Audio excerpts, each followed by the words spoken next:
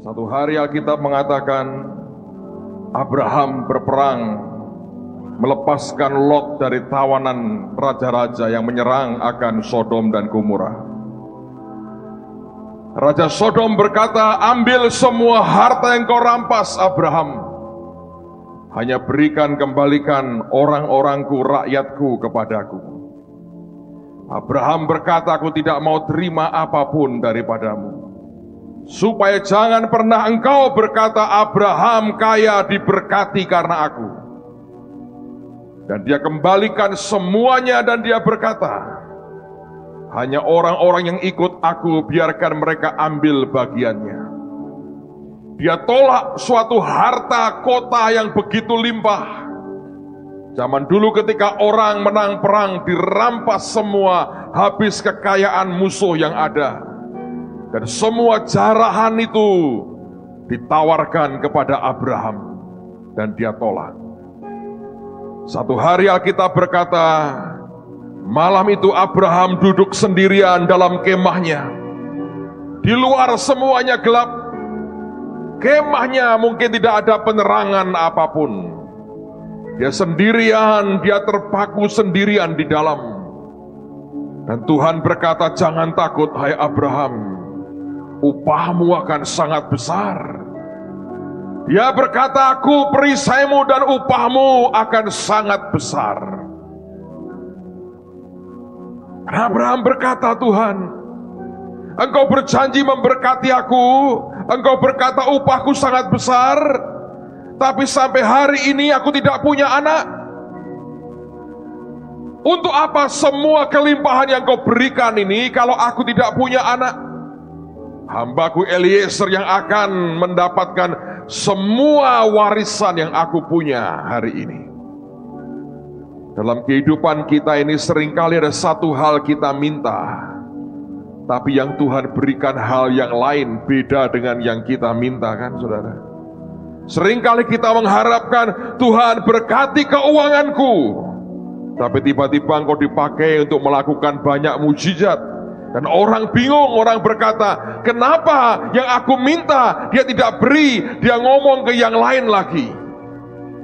Dan kalau Anda kenal dengan Tuhan, seringkali itu yang dia lakukan. Dia Tuhan yang tahu prioritas, Tuhan yang tahu urutan, Tuhan yang tahu persis yang pertama harus diberikan yang mana. Dia Tuhan yang mengerti. Dan tidak seorang pun bisa mendikte dia apa yang harus dia buat.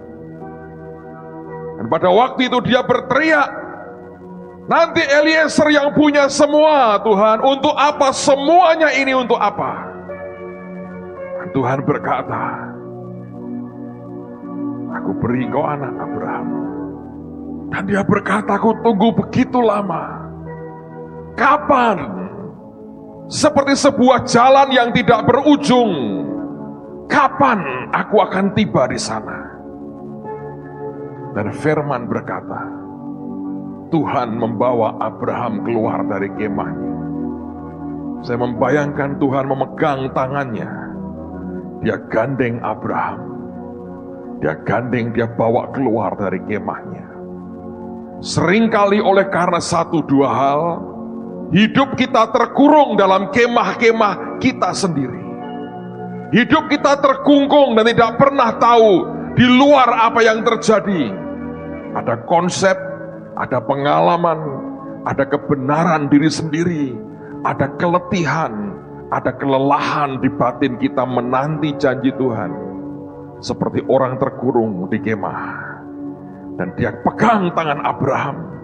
Dia bawa Abraham keluar. Dan dia berkata, "Lihat ke atas, Abraham.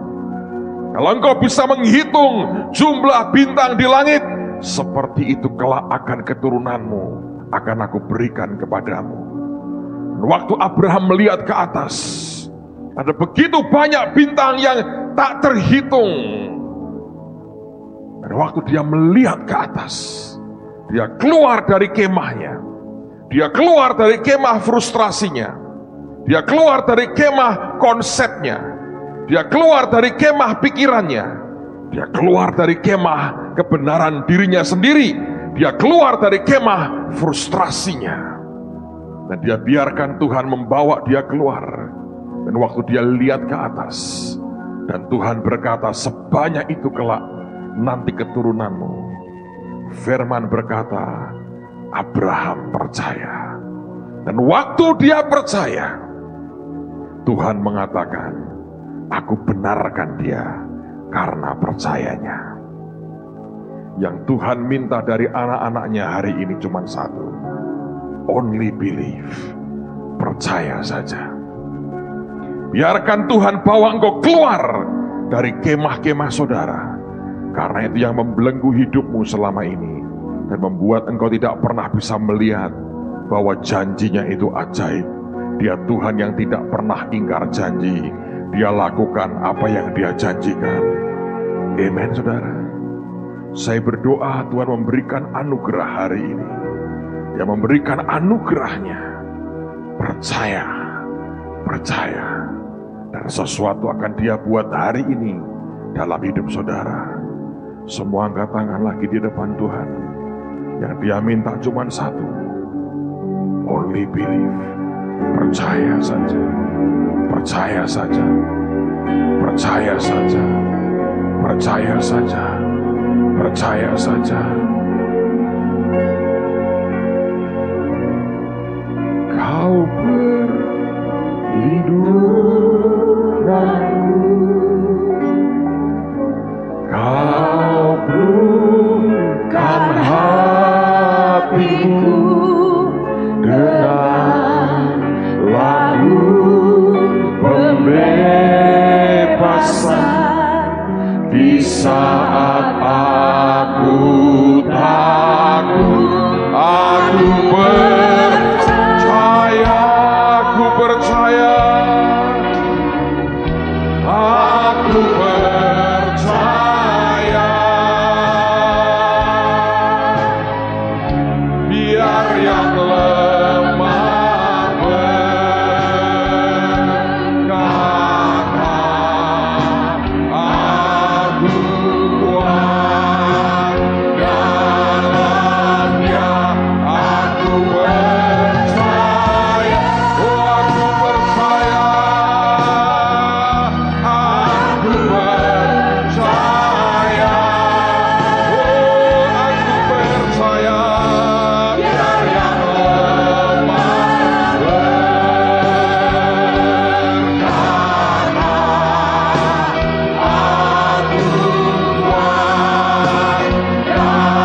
berkata, aku kuat dalamnya, aku percaya, Mazmur 105 ayat yang ke-16 sampai dengan ayat yang ke-22.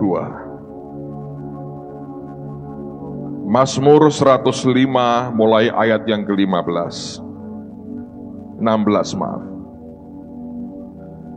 Ketika ia mendatangkan kelaparan ke atas negeri itu dan menghancurkan seluruh persediaan makanan, diutusnyalah seorang mendahului mereka, Yusuf yang dijual menjadi budak.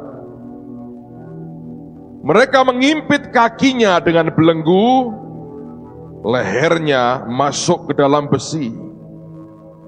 Ayat 19 mari kita baca sama-sama dengan kuat. 2, 3. Sampai saat firman-Nya sudah genap dan janji Tuhan membenarkannya. Raja menyuruh melepaskannya, penguasa bangsa-bangsa membebaskannya, dijadikannya dia tuan atas istananya dan kuasa atas segala harta kepunyaannya, untuk memberikan petunjuk kepada para pembesarnya sekehendak hatinya dan mengajarkan hikmat kepada para tua-tuanya. Yang membenarkan cuma satu, yaitu janjinya. Seringkali kita berpikir kekristenan itu penuh dengan aturan. Hidup kita didasari oleh berbagai macam aturan yang kalau kita tidak melakukannya, maka semuanya rontok dan tidak ada artinya. Seringkali kita berpikir bahwa ikut Tuhan itu ikut sesuatu yang begitu rapuh. Kita melihat begitu banyak unsur, begitu banyak elemen, yang kalau satu saja tidak digenapi, meruntuhkan yang lain. Seringkali kita berpikir ada begitu banyak hal yang harus kita lakukan. Tidak heran orang muda yang kaya lari kepada Yesus tersungkur dan berkata, "Guru yang baik, apa yang harus aku lakukan untuk memperoleh hidup yang kekal?" Ketika orang mendatangi Tuhan dan approach-nya, pendekatannya adalah apa yang harus aku lakukan, maka jawabnya selalu akan sama, satu yang kurang. Dan satu yang kurang itu kita tidak akan pernah bisa menggenapinya. Seringkali kita membuat cerita orang muda yang kaya ini sebagai contoh yang tidak baik. Tapi sejujurnya siapa yang sanggup ketika dia berkata, "Jual semua hartamu, berikan kepada orang miskin, dan engkau ikut aku"? Seringkali pendeta mencoba menafsir dengan tafsiran yang lebih soft, lebih lunak, yang berkata, "Oh, bukan itu pengertiannya." Come on, baca Alkitab. Ya memang itu pengertiannya. Itu yang membuat orang muda ini pergi kecewa, sedih karena hartanya banyak. Mengapa itu jawaban Tuhan? Sebab dia mencoba mendekati Tuhannya dengan pertanyaan, apa yang harus aku perbuat? Orang yang mengatakan aku harus berbuat apa, orang yang mengandalkan pada perbuatan, biasanya orang itu merasa sudah banyak berbuat. Yesus menggambarkan perumpamaan dua orang berdoa di bait Allah, yang seorang orang Farisi, yang orang lain seorang pemungut cukai. Si Farisi berkata, "Tuhan, aku tidak seperti pemungut cukai itu. Aku tidak begini, aku tidak begitu. Aku memberikan ini, korban itu." Dia paparkan semua jasanya. Tapi pemungut cukai hanya memukul dadanya dan berkata, "Ampuni Tuhan, aku orang berdosa." Mengerti bahwa apa yang dia buat tidak pernah cukup baik di hadapan Tuhan. Kesadaran bahwa apapun yang kita buat tidak pernah cukup baik, karena manusia tidak pernah bisa menyukakan Tuhannya dengan upaya manusianya. Pertobatan yang lahir, dan dia dibenarkan karena pertobatannya. Yusuf juga 13 tahun mengalami sengsara. Banyak orang berteori apa yang membuat Yusuf akhirnya diangkat Tuhan. Tapi ujungnya firman berkata, dan janjinya membenarkannya. Kekristenan itu simple. Kalau dia berjanji, dia memberi sesuai dengan yang dia janjikan. Kalau dia berjanji kepada saudara, dan engkau pegang janjinya, engkau akan lihat kuasanya dinyatakan. Kadang-kadang saya harus berkata kepada saudara, sama sekali tidak tergantung kepada kebenaran yang engkau buat, tapi oleh karena kita orang-orang yang dibenarkan oleh Tuhan. Orang yang benar dengan orang yang dibenarkan itu berbeda. Saya beri contoh ekstrim, saudara. Saya beri contoh ekstrim. Di Indonesia tahun-tahun sebelumnya akan lebih kental banget. Saya nggak terlalu ngerti dengan hari-hari ini. Tapi kalau dulu ada orang berperkara, maju ke pengadilan, orang yang benar dan orang yang dibenarkan oleh hakim itu berbeda loh. Ya kan? Di pengadilan yang lebih kuat orang yang dibenarkan oleh hakim. Itu punya dasar hukumnya. Karena semua orang yang bersengketa di depan pengadilan, semua merasa dirinya benar. nanti keputusan hakim membenarkan siapa. Yang dibenarkan oleh hakim, itu yang keluar sebagai pemenang. Hampir tidak pernah orang bersengketa di pengadilan, satunya telak berkata, saya yang gombal, saya yang salah, dia yang benar. Tidak. Mereka akan cari pengacara terbaik untuk mencari celah-celahnya sehingga tetap bisa berkata, saya juga benar. Dua orang bersengketa, dua-duanya mengaku dirinya benar. Dua-duanya mengklaim dirinya benar. Tapi ketika hakim memutuskan siapa yang dibenarkan, maka ceritanya boleh berbeda. Yang kalah akan marah, dia akan naik banding, dia merasa dirinya benar dan dirugikan. Tapi di mata hukum, yang dibenarkan hakim tetap yang keluar sebagai pemenang. Dulu orang pakai uang, pakai segala macam supaya dibenarkan. Di hadapan Allah hakim yang maha agung itu, suapnya bukan uang, tapi bayarannya adalah darah Yesus sendiri. Yesus mati buat Anda dan saya, dan kita orang-orang yang dibenarkan. Orang boleh berkata, kamu orang yang salah. Orang boleh berkata, kamu pendosa. Orang boleh berkata, latar belakangmu jahat sekali. Tapi engkau berkata, Yesus tebus kesalahanku dan aku dibenarkan. Janjinya juga membuat saudara dibenarkan.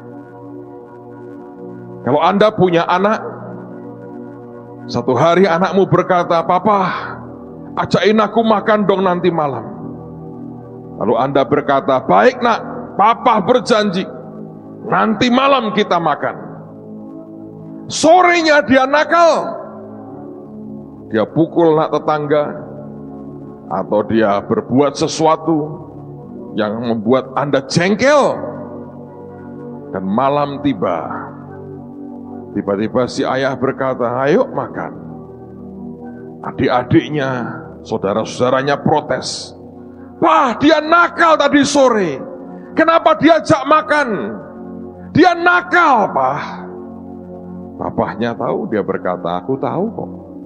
Nanti ada hukumannya untuk kenakalannya. Tapi kenapa tetap diajak makan? Karena Papa sudah berjanji. Itu aja. Dalam hidupmu kalau engkau bergaul dengan Tuhan, Anda akan dengar janjinya. Dan ketika Tuhan berjanji, Anda akan lihat hasilnya kalau engkau berpegang pada perjanjian yang Dia ucapkan dalam hidup kita. Amen, saudara. Apakah Anda seorang pemegang janji? Apakah saudara orang yang orang berkata a promise keeper, orang yang pegang janji? Anda pegang janji yang Tuhan ucapkan, bukan hanya janji yang kita ucapkan.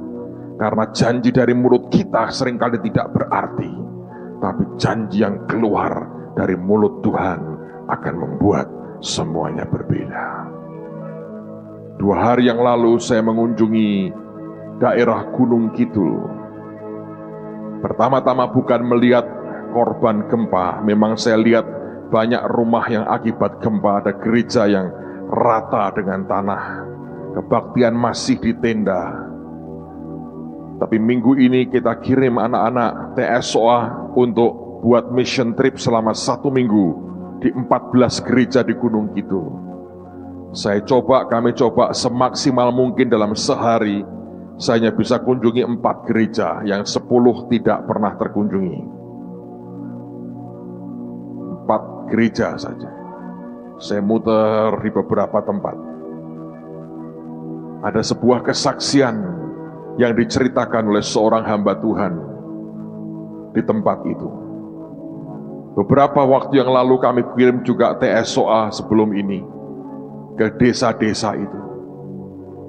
Ada satu desa yang menentang kehadiran mereka, kecuali pendeta yang menerima mereka. Warga setempat mereka tidak setuju ketika anak-anak ini mulai nginjil memberitakan firman. Beberapa gembala sidang di desa itu juga marah. Mereka keberatan dengan hadirnya anak-anak ini. Mungkin terlalu agresif bagi mereka. Pokoknya mereka dilarang kemana-mana. Mereka tanya, apa yang harus kami buat? Kami nggak boleh pergi, bahkan besuk pun dilarang. Katanya warga akan marah dan akan protes, akan demo kalau kami berani keluar dari gereja. Kami hanya boleh punya kegiatan di dalam gedung gereja. Waktunya cuma seminggu, kami nggak bisa kerja apa-apa. Apa yang harus kami buat? Padahal mereka berkata, Tuhan berjanji akan memakai kami selama di Gunung Kidul. Kami hanya bisa berkata, kamu banyak berdoalah, tanya Tuhan apa yang Dia mau. Seringkali ketika Dia berjanji, tidak berarti semuanya mulus, saudara. Ada waktunya pergulatan, struggle, pergumulan akan terjadi, sehingga tidak begitu mudah di awalnya. Tapi orang yang bertahan dan terus mendesak maju menghadap Tuhan, orang itu pegang janjinya. Dia tidak pernah ingkar janji. Tidak berarti semuanya akan gampang dan smooth, tapi orang yang pegang janji akan punya kekuatan Tuhan yang luar biasa. Amen, saudara. Apa yang terjadi? Di sebelah gereja persis ada seorang pria yang gila. Singkat cerita, sebetulnya dari sejak kecil, dari kandungan, ditolak oleh ibunya. Akhirnya dia lahir juga dalam keadaan tertolak. Dia menikah dengan seorang wanita yang tidak pas, dan wanita ini kabur meninggalkan dia. Ketika istrinya kabur meninggalkan dia, jiwanya goncang sekali. Dan ketika jiwanya goncang, dia mulai gila. Dan rupanya kegilaannya berlanjut membahayakan akan orang sekitar. Gilanya gila yang cukup agresif rupanya. Lalu oleh warga, pria malang ini dipasung kedua kakinya. Anda ngerti dipasung? Dipasung kedua kakinya. Tidak bisa bergerak kemana-mana. Bertahun-tahun dipasung, duduk dengan rambut yang panjang, mengerikan sekali. Tidak ada orang berani mendekat. Makanan cuma dilempar dan dia makan. Daerah tempat di mana dia dipasung pastilah jorok, kotor, bau, pengap. Bertahun-tahun dia hidup di situ. Orang tidak mau bunuh dia karena orang takut membunuh orang. Tapi sebetulnya dia sudah dimatikan jiwanya ketika nyawanya masih dalam badannya. Dipasung bertahun-tahun. Dan anak-anak ini melihat pria malang ini. Dan mereka berkata, kita nggak boleh kemana-mana. Tapi kalau mengunjungi orang gila ini, tidak ada orang melarang. Hari itu mereka masuk ke ruangan itu. Selama sekian bulan mereka dilatih, melayani pelepasan, inner healing, segala macam. Anda mau inner healing ketemu orang gila yang berbahaya, mau inner healing apa, saudara? Anda mau melayani pelepasan, itulah saatnya Anda membuktikan engkau orang berkuasa. Dan oleh karena kuasa Tuhan saja engkau bisa. Mereka mulai terapkan semua teori yang diajarkan oleh gurunya. Memang seringkali kita terima begitu banyak teori, tidak tahu cara menggunakannya. Lalu dia pakai peperangan rohani. Ilmunya McConnell dipakai, nenggingi, roh ini dibacakan daftarnya. Dibacakan cuma meringis, hihihihi, wong edan itu mau apa, saudara? Dibacakan roh ini, roh ini, roh ini. Nyauri, iku opo, katanya begitu. Kalau Anda punya iman sebesar gunung, bahkan biji sesawi pun tidak bisa engkau pindahkan kalau ketemu yang seperti ini. Saudara mengerti itu bukan hal yang gampang. Mereka frustrasi, ditonton orang kampung. Dan mereka berkata begini, anak-anak muda kayak begitu sok, mana bisa. Dan di situ ada banyak dukun, orang-orang pinter, sudah coba semua, tidak satu pun berhasil. Dan mereka hanya berkata, anak-anak begini, anak-anak ingusan bisa apa? Sudah habis tenaganya, ilmu TSOA dikeluarkan semua dan tak ada hasilnya. Mungkin saya perlu revisi lain kali saudara, karena terbukti ketemu orang edan tidak ada gunanya rupanya. Ditenggingi sampai habis nggak tahu apa-apa. Ditonton orang semua teriak-teriak, mana buktinya? Sok mau ngelayani kampung kita, mana buktinya? Dalam keadaan kejepit seperti itu, saya pikir bagus loh kejepit itu saudara. Kalau Anda belum pernah kejepit, mintalah kejepit sama Tuhan sekali-sekali. Di saat lo kejepit, semua teorimu hilang. Orang kalau longgar, orang itu akan berteori banyak. Orang kalau sudah kejepit, dia tidak bisa berteori, kecuali tersungkur tiarap nyembah Tuhan dan berkata, jangan pernah tinggalkan aku ya Tuhan. Kalau Anda lagi longgar, Anda bisa berteori, ngajari orang banyak, orang dimarahi, orang disindirin, orang dimaki-maki, karena Anda lagi longgar.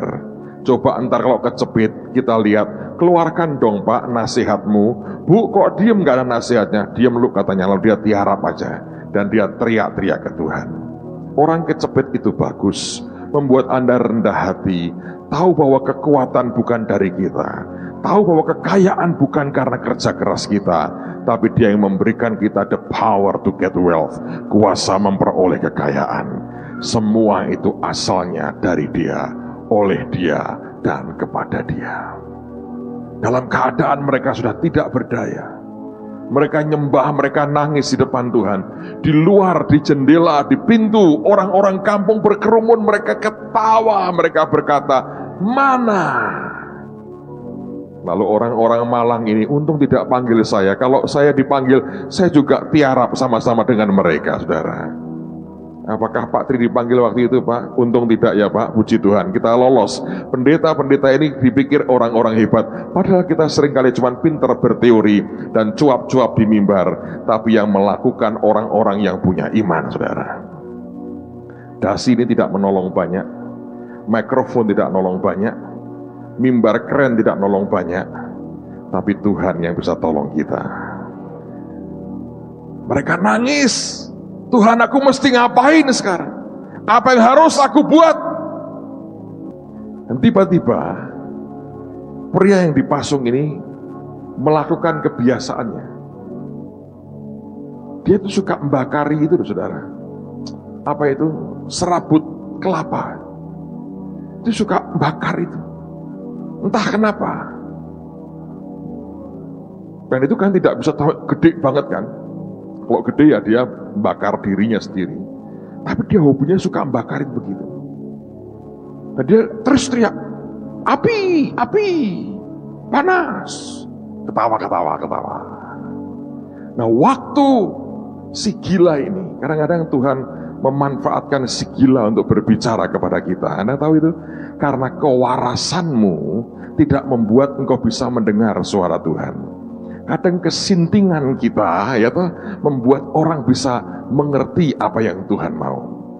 Karena kekristenan itu harus ada sinting-sintingnya sedikit. Ada ngerti nggak? Orang beriman itu kalau tidak edan itu bukan beriman, saudara. Kalau Anda terlalu waras, engkau nggak bisa kemana-mana kok. Iya toh. Coba pikir, perhatikan semua yang kita lewati. Kalau nggak ada unsur sintingnya, nggak bisa. Kalau orang sudah mulai banyak ngomongin, saudara, itu gejala bagus tuh. Kalau orang berkata, ada pendeta ganteng di Manyaran, jangan Bu, itu tengking dalam nama Yesus.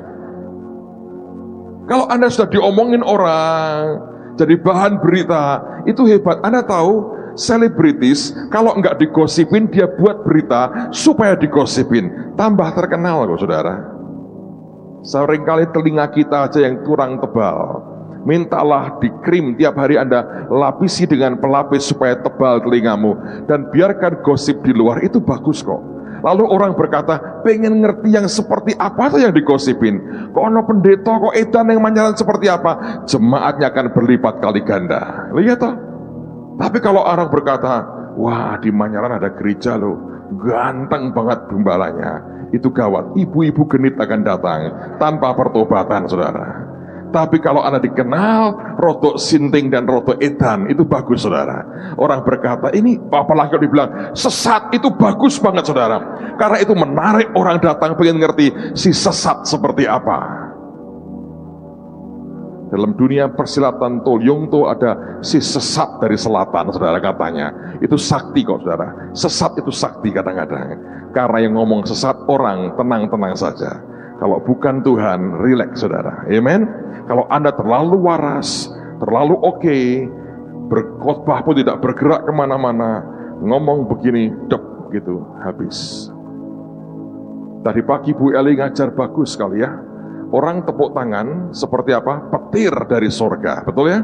Kalau orang lompat-lompat, saya nggak biasa lompat, saya jinjit-jinjit saja. Katanya untuk berat badan yang 90 ke atas jinjit boleh. Bu Eli 90 berapa Bu? 3, oke. Itu katanya menginjak-injak setan. Kalau orang angkat tangan artinya kita menentang penguasa di udara, betul ya? Tapi beliau berkata begini, yang sedekap gini ayatnya nggak ada. Ada, bukan ayat. Saya baru mengunjungi satu gereja di daerah Bergota. Anda tahu Bergota? Tahu? Siapa yang tidak tahu Bergota? Tempat pemakaman Bergota. Saya baru mengunjungi satu gereja di daerah Bergota. Anda tahu Bergota? Tahu? Siapa yang tidak tahu Bergota? Tempat pemakaman Bergota. Kita sudah membangunkan 14 gereja di Semarang ini. Satu di antaranya di Bergota. Saya kunjungi Sabtu kemarin. Saya keliling ke 4 gereja yang kita sudah bangunkan, 14 gereja. Saya baru kunjungi mungkin separohnya atau berapa saya lupa, baru separohnya. Lalu kemudian saya ketemu gembalanya, dibangun bagus 2 lantai, Pak Mudita yang bangunin. Lalu saya berkata gini, Pak, jemaatnya berapa? Ya yang kebaktian 20-25 orang, Pak. Terus ya warga sini cuma 2-3 kakak, yang lain jauh-jauh. Saya bilang, ya memang sih Pak, warga di sini kan sebagian besar adalah penduduk yang diam dan pasif. Kuburan kan isinya orang loh, ada namanya loh saudara. Dan mereka gayanya sama. Jadi kalau Anda kebaktian begini, sudah mulai latihan rupanya. So bergeraklah dengan baik. Kalau orang edan Pak, bagus, edan tuh minimal hidup loh. Kalau Anda sangat baik, tertib, sopan, tidak pernah melanggar apa-apa, latihan saudara. Daftar ke Pak Yos, tanggal berapa Anda mau berpulang? Sampai mana tadi cerita saya, kenapa sampai ngelantur seperti itu? Kenapa? Orang gila, betul. Kita harus roto edan, saudara ya, dalam Tuhan. Tidak bisa, orang beriman itu mau pakai logika itu nggak bisa. Oh bisa sih, ya enak begitu-begitu aja. Tapi selalu ada madness, kegilaan tertentu yang orang lihat berkata ini gendeng orang-orang ini. Anak-anak ini ketika dia mendengar si orang yang dipasung ini teriak, panas api, panas api. Roh Kudus berkata, kalau ada api, madamkannya pakai apa? Pakai apa? Air tuh. Ini anak-anak gila. Saya bersyukur secara teori mereka terima banyak dari banyak pengajar yang oke. Secara kegilaan, ketransferan kita, Anda harus cukup gila untuk jadi anggota JK Injil Kerajaan. Kalau Anda waras begini, hati-hati saudara. Dan tiba-tiba mereka berkata, ambil air. Edan toh, ditengkingi dalam nama Yesus cuman hihihihi. Wong edan tuh mau apa? Yesus, tirukan Yesus. Sosopo katanya begitu, ayo. Anda bisa ngapain wong edan no? Anda mau bukain Alkitab, teologia, pada mulanya adalah Allah. Dia menggeleng-geleng. Iya toh? Diomongin apapun bisa apa? Mereka waktu dengar Tuhan berkata, kalau api dipadamkan dengan apa? Mereka air. Mereka masuk ke kamar mandi, ambil 1 ember, diguyur air dalam nama Yesus. Tiba-tiba sadar, saudara. Sadar, kaget. Dia lihat dirinya, sadar. Hari itu juga digunting rambutnya, disaksikan orang kampung. digunting, digundul karena sudah bertahun-tahun itu tumor sampai masuk ke dalam-dalam. Harus digundul. Saya yang tidak bawa ahli salon kita tuh harus dikerimbat dulu, terus di rebonding, saudara. Nah, perlu gundul saja. Bapak kok ngerti gitu-gitu? Oh, saya tahu soal begitu. Soal begini-begini saya rodok ngerti.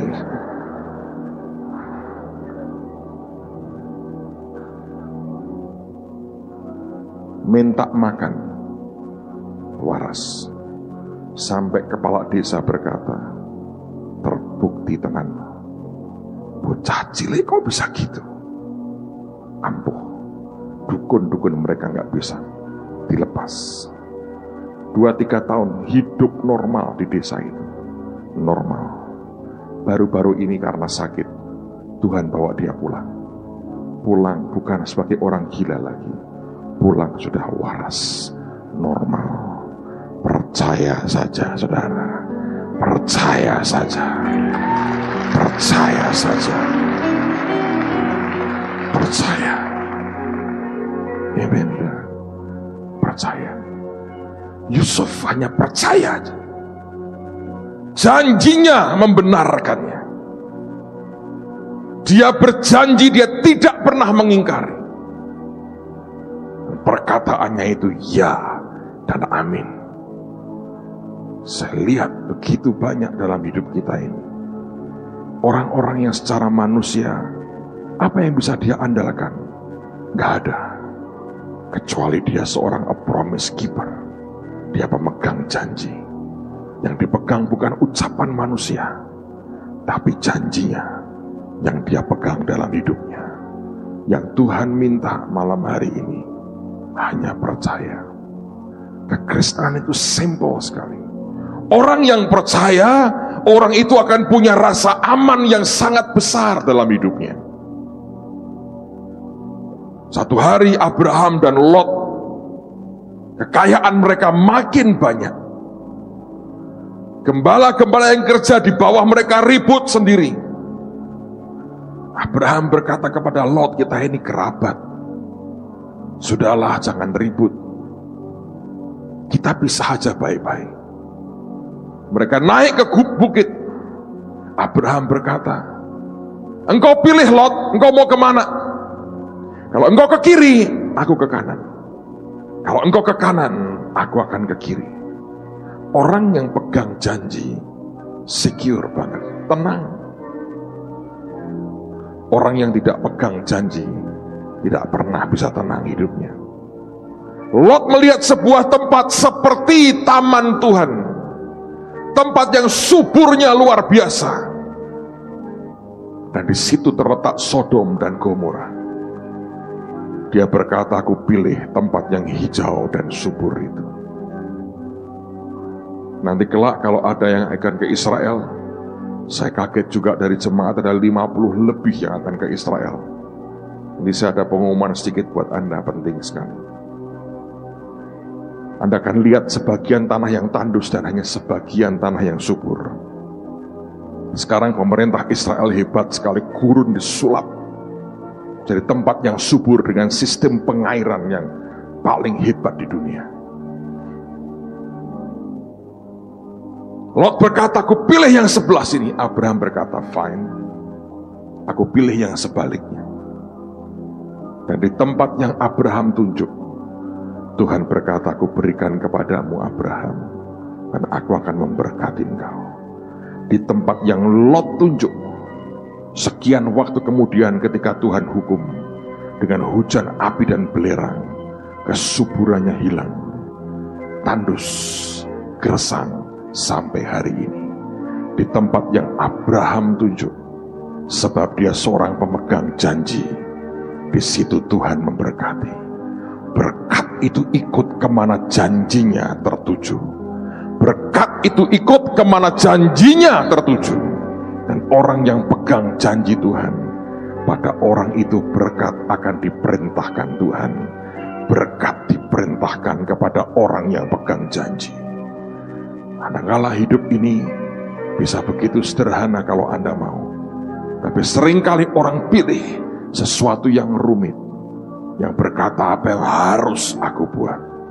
Jangan mulai dengan apa yang harus engkau buat. Mulai percaya apa yang Tuhan sudah buat dalam hidupmu, saudara. Kalau Anda pegang janji Tuhan, hidupmu pasti akan luar biasa dalam anugerahnya. Amen. Angkat tangan sama-sama. Kau perlindunganku,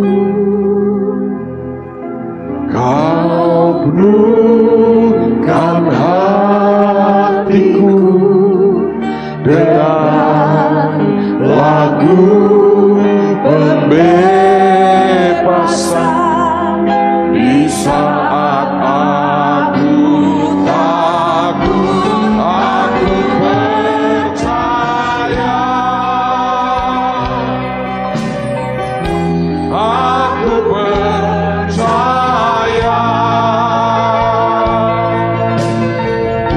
biar yang lemah berkata, aku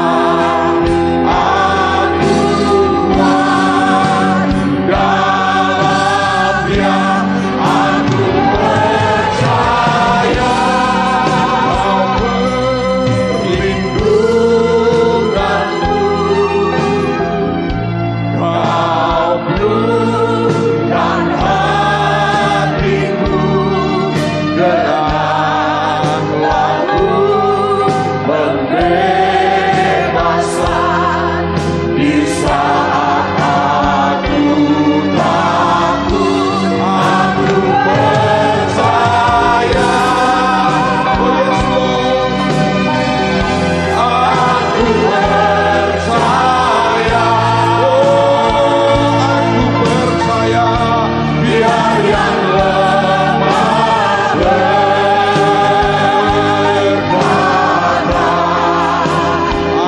aku kuat dalam Dia,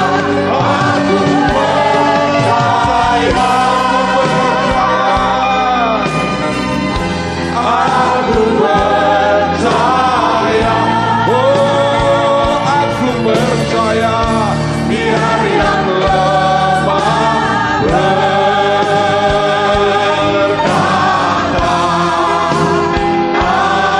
aku kuat dalam Dia, aku percaya, Kau perlindunganku, Kau penuhkan hatiku dengan lagu pembebasan di saat aku takut, aku percaya, aku percaya, oh aku percaya, biar yang lemah berkata, aku kuat dalam Dia, aku percaya,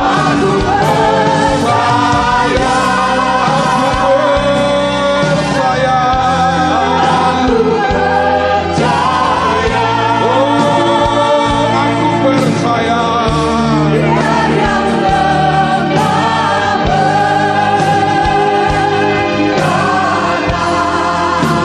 aku kuat dalam Dia, aku percaya. Tidak ada yang lebih indah kecuali engkau percaya. Sebagian orang diizinkan mengalami sebuah pengalaman-pengalaman yang mungkin fenomenal sekali. Sebagian tidak mengalaminya. Yang tidak mengalami, tidak ada alasan buat Anda berkata aku tidak percaya. Yang mengalami, saya percaya bahwa saudara akan harusnya lebih punya akar di dalam Tuhan. walaupun tidak harus dan tidak pasti seperti itu. Kadang orang yang mengalami oleh karena dia punya iman seperti murid Tuhan yang bernama Thomas, sehingga Yesus harus membiarkan dia cucukkan jarinya di bekas lukanya. Saya ketemu dengan seorang ibu beberapa hari yang lalu di airport. Mungkin beliau ada, mungkin tidak. Pertemuan yang aneh. Dan dia ceritakan pengalamannya. Dia berkata, "Pak, saya suka dengerin Bapak khotbah di gereja. Banyak hal saya diberkati. Tapi ketika sampai pada pengalaman-pengalaman yang supranatural," dia berkata, "Aku nggak terlalu percaya."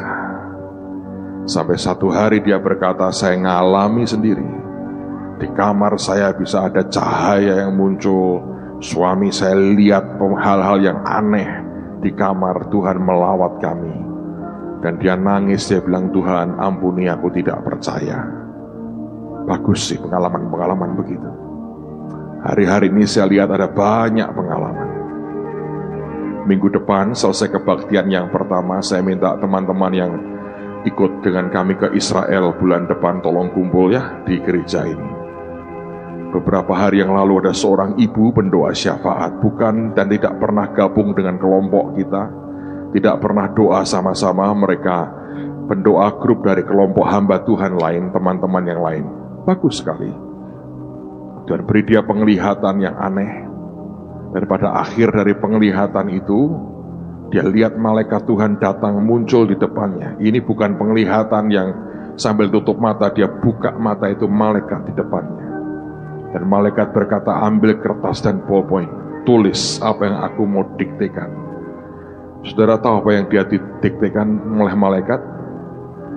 Dia mulai cerita tentang akhir zaman. Dan malaikat ini berkata, "Aku memang perintahkan hambaku Yusak dan orang-orang dan kelompoknya untuk ke Israel tahun ini." Dan dia ditunjukkan, didiktekan malaikat apa yang akan mereka alami dan apa yang harus disiapkan. Ibu ini datang ke kami berkata, "Saya tidak pernah ikut doa dengan kalian. Saya hanya menyampaikan pesan Tuhan aja. Malaikat suruh saya tuliskan ini. Saya sampaikan nanti di Israel. Ini yang akan kalian harus buat dan harus lakukan. Tindakan-tindakan profetis tertentu harus dibuat, karena Tuhan akan melakukan sesuatu yang luar biasa." Kami bukan orang super, kami hanya hamba biasa melakukan yang Tuhan perintahkan.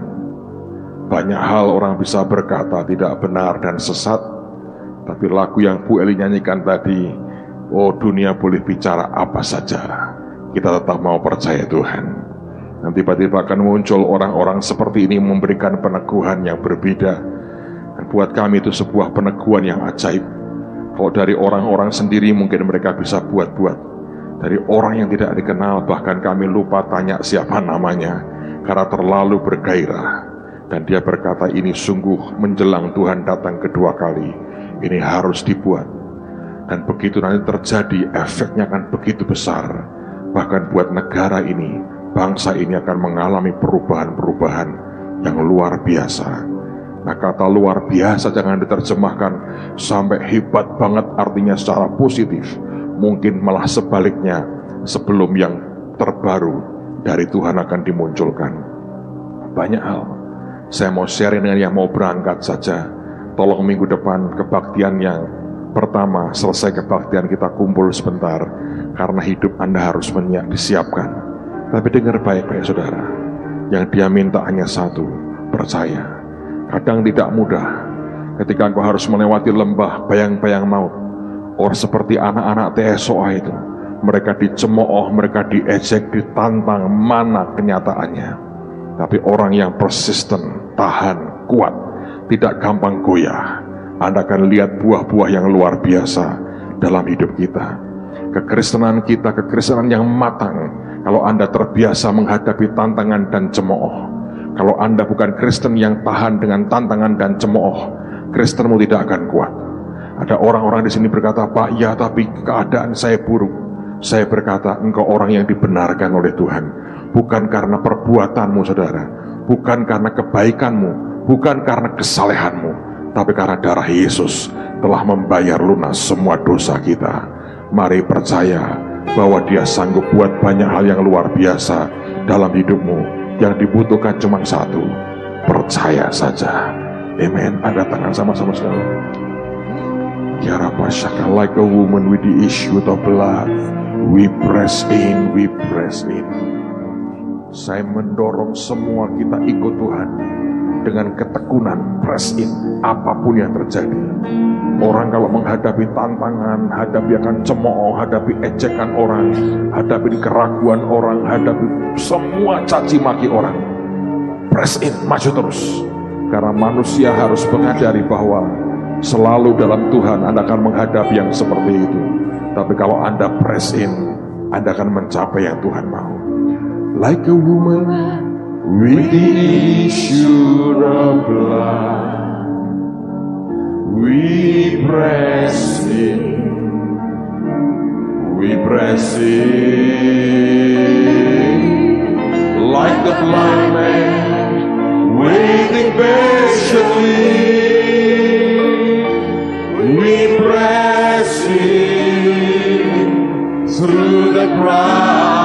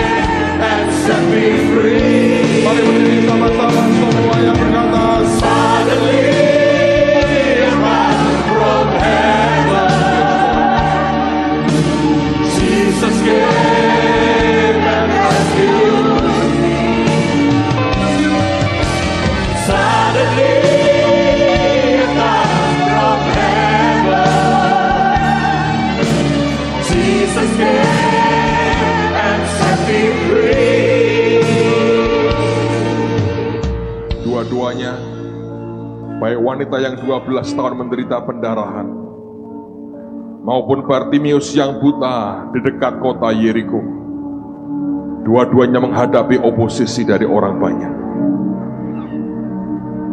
Tidak ada orang yang peduli dengan kita waktu kita mendesak ke arah Tuhan.